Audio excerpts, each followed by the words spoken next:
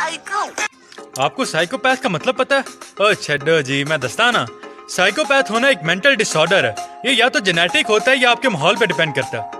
Psychopath होने के sign में नंबर 1, साइकोपैथ को इमोशन फील नहीं होते लेकिन वो इमोशंस दिखा सकते हैं। नंबर 2, साइकोपैथ नार्सिसिस्टिक होते हैं, उन्हें लगता है वो दुनिया में सबसे ऊपर है। नंबर 3, साइकोपैथ को गलत और सही का पता नहीं होता इसीलिए वो बेझिझक झूठ बोल देते हैं। और नंबर 4, साइकोपैथ सेल्फिश होते हैं इसीलिए वो अपनी जरूरत पूरा करने के लिए कुछ भी कर सकते हैं। फिल्मों के साइकोपैथ कुछ इस तरह के होते हैं, वो मैं सारियानु मार दूंगा सारियानु, लेकिन रियल लाइफ में नॉर्मल नजर आते हैं। हर साइकोपैथ किलर नहीं होता लेकिन अक्सर किलर साइकोपैथ हो सकते हैं। इन्होंने पूछा कि क्या लॉजिकल इंसान इमोशन फील करता है? और छड्डो जीवनस्ताना, हर नॉर्मल इंसान इमोशन फील करता है क्योंकि इंसानी दिमाग के अंदर लिम्बिक सिस्टम होता है जिसका काम इन इमोशंस को फील करना होता है। सिर्फ साइकोपैथ ऐसे लोग होते हैं जो इमोशन फील नहीं करते। इसके अलावा एक लॉजिकल इंसान अपने इमोशंस को सप्रेस कर सकता है, उन्हें दबा सकता है, क्योंकि आजकल के दौर इमोशन भी खाना कमजोरी समझी जाती है। थे कमजोर बंदे नु जमाना जीण नहीं देंदा। डिंपल नजर आया? इस डिंपल की वजह पता है आपको? ओ छड्डो जी, मैं दस्ताना। हमारी गाल के अंदर एक मसल होता है जिसका नाम है ज़ाइगोमैटिकस मेजर। अगर ये एक सिंगल मसल हो तो आपकी गाल पे डिंपल नहीं पड़ते, लेकिन अगर ये बाइफिड हो यानी इसके 2 हिस्से हो तो मुस्कुराने पे आपकी गाल पे डिंपल नजर आते हैं। इन्होंने कहा है कि मैं क्यूट हूँ इसलिए इनका दिल करता है कि ये मुझे गुदगुदी करें। आपको पता है गुदगुदी क्या होती है? ओ छड्डो ये मैं दस्ताना।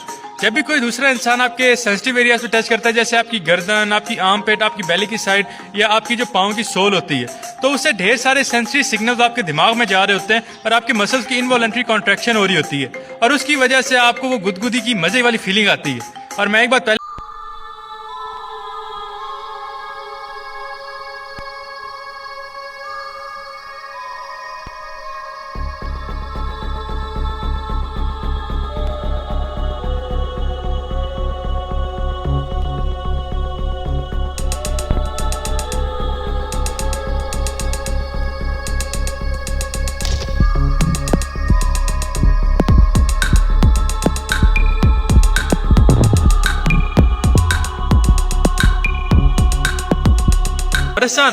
इंसान को डेड डिक्लेयर करने के लिए 3 क्राइटेरिया होते हैं। सबसे पहले सर्कुलेशन का रुकना, फिर है सांस का रुकना और फिर है दिमाग की एक्टिविटी का रुकना।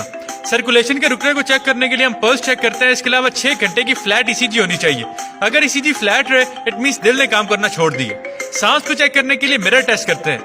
एक छोटा सा मिरर आपकी नाक के पास रखते हैं, अगर उसमें धुंध आ जाए इट मींस सांस चल रही है, अदरवाइज सांस रुक चुकी है। ब्रेन की एक्टिविटी को चेक करने के लिए हम रिफ्लेक्सेस चेक करते हैं, जैसे लाइट रिफ्लेक्स और गैग रिफ्लेक्स। अगर रिफ्लेक्सेस आ रहे हो इट मींस इंसान के ब्रेन काम कर रहा है, अदरवाइज ब्रेन रुक चुका है। अब ये 3 क्राइटेरिया जब फुलफिल हो जाते हैं तो फिर इंसान को डेड डिक्लेयर किया जाता है। और जो भी लोग ये मरने के ड्रामे कर रहे हैं उनके लिए एक छोटा सा मैसेज, ए ठिट्टो पार्टियां लाड़ियां बंद कर दो। किसी दिहाड़े अगर वाकई हादसा हो गया ना तो बंदा उस गल भी मजाक समझ के तुम्हारे जनाजा तक भी नहीं आना।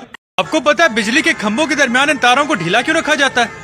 ओ छड्डो जी, मैं दस्ताना। तारों को ढीला इसलिए रखा जाता है क्योंकि जब सर्दियां आती हैं तो पार्टिकल्स के अंदर एनर्जी कम होती है। उसकी वजह से मेटल के जो पार्टिकल्स होते हैं वो एक दूसरे की और ज्यादा करीब मूव करते हैं और इसकी वजह से मेटल के अंदर कॉन्ट्रैक्शन होती है। अगर तारों के अंदर ये ढील ना रखी जाए तो उसकी वजह से तारें स्नैप कर जाएंगी और इन तारों को टूटने से बचाने के लिए ढील रखी जाती है। वो अलग गल है कि ढीली तार वे के पाकिस्तानी अपना जुगाड़ ला लेंगे। पूछा बच्चे कितने होने चाहिए? ओ छड्डो जी मरस्ताना, बच्चे 2 ही अच्छे होते हैं। वो इसलिए कि जब माँ बाप दुनिया से गुजरते हैं तो उनके 2 बच्चे उन्हें रिप्लेस कर लेते हैं, इससे पॉपुलेशन स्टेबल रहती है। और वैसे भी हमारी दुनिया में ओवर पॉपुलेशन बहुत ज्यादा है और खास तौर पे पाकिस्तान की आबादी तो बहुत ज्यादा ही बढ़ रही है। इसीलिए यहाँ पे हर बंदे को एजुकेशन नहीं दी जा सकती। यहाँ पे लोगों की तादाद ज्यादा, नौकरियां कम है, यहाँ पे डिमांड ज्यादा है, यहाँ पे सप्लाई कम है। तो ये मसले इसी ओवर पॉपुलेशन की वजह से ही हो रहे हैं। लेकिन this is just my point of view. मुझे यकीन है कि बहुत से लोग इसे डिसएग्री करेंगे। और वैसे भी जब कोरोना आया हर बंदे कम चुप के रखे है। मैंने अर्थक्वेक यानी जल्जले के बारे में पूछा। आपको पता है जल्जला क्या होता है? ओ छड्डो जी मैं दस्ताना। जब भी फॉल्ट लाइन्स के अंदर टेक्टोनिक प्लेट्स के दरमियान शिफ्टिंग होती है तो उसकी वजह से एक साइज्मिक वेव जनरेट होती है और ये वेव जैसे जैसे आगे चलती जाती है ये जमीन को हिलाती जाती है और हम उसे जल्जला कहते हैं। अब बात आती है जल्जला में तबाही क्यों होती है?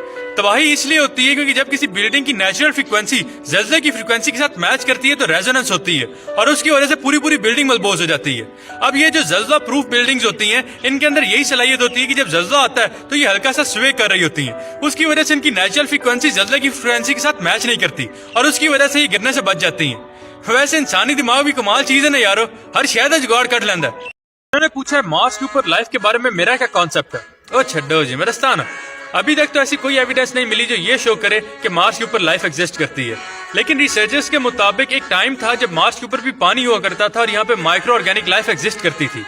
इसके अलावा मेरा एक बिलीफ जरूर है कि एक दिन ह्यूमैनिटी जो है वो मार्स को कॉलोनाइज करेगी, क्योंकि मेरा हमेशा से ये यकीन रहा है कि इंसान की जो डेस्टिनी है, हमारे मुकद्दर है, वो इस प्लेनेट पे नहीं लिखा, बल्कि हमारी जो डेस्टिनी है वो स्पेस में है। पता है बीटीएस बैंड कौन है? ओ छड्डो जिमरस्तान। बीटीएस एक कोरियन पॉप बॉय बैंड है। इनका एक नाम बैंगटन बॉयज भी है।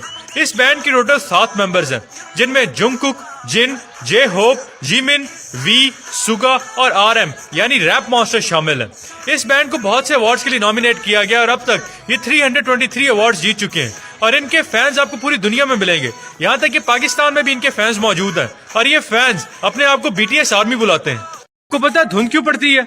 और छड्डो जिमरस्तान। धुंध इसलिए पड़ती है क्योंकि जब सर्दियां आती हैं तो हवा मौजूद मॉइस्चर कंडेंस करता है और वाटर वेपर्स की शक्ल ले लेता है और ये वेपर्स निचली सतह पे आके इकट्ठे हो जाते हैं, जिसकी वजह से धुंध नजर आती है। धुंध के अंदर विजिबिलिटी बहुत कम हो जाती है, इसलिए अगर आप सड़क पे निकले हुए हैं तो अपनी गाड़ी या बाइक की लाइटें ठीक करवाएं ताकि कोई हादसा ना हो। और जो लोग अपनी लाइटें ठीक करवाए बगैर सड़कों पर फिर रहे हैं उनके लिए छोटा सा मैसेज, तुसी कल्ले नहीं डुबना जनाब, तुसी किसी और नू भी नाल लाके डुबना। पूछा है कि क्या मैं एलियंस की एग्जिस्टेंस पे बिलीव रखता हूँ? और छड्डो जबरदस्तान। बिल्कुल, मैं बिलीव करता हूँ कि एलियन एग्जिस्ट करते हैं, क्योंकि एलियन का मतलब ये नहीं है कि वो जो फिल्मों में होता है कि एलियन दूसरी दुनिया से आके हम पे हमला कर रहे हैं और फॉर सम रीजन वो हमेशा अमेरिका पे ही हमला करते हैं, बाकी दुनिया शायद में नजर नहीं आती। एलियंस का मतलब है कि कोई भी फॉरेन लाइफ फॉर्म, और हमारी यूनिवर्स बहुत ही वास्ट है। यहाँ पे बेशुमार गैलेक्सीज हैं और हजारों प्लैनेट्स हैं और कुछ ऐसे प्लैनेट्स भी हैं जहाँ पे पानी भी मौजूद है, और जहाँ पे पानी मौजूद है वहाँ पे लाइफ फ्लरिश कर सकती है। इवन मार्स के बारे में भी कहते हैं कि एक वक्त था कि यहाँ पे पानी था और यहाँ पे माइक्रो ऑर्गेनिजम्स जो थे वो एग्जिस्ट करते थे। अब जरूरी नहीं है कि जो लाइफ स्पेस में एग्जिस्ट करती होगी वो इंटेलिजेंट होगी, हो सकता है वो अनइंटेलिजेंट हो सकता है वो माइक्रो ऑर्गेनिजम्स हो, लेकिन आई बिलीव के पूरी स्पेस में किसी डिफरेंट प्लैनेट पे लाइफ जरूर एग्जिस्ट करती है।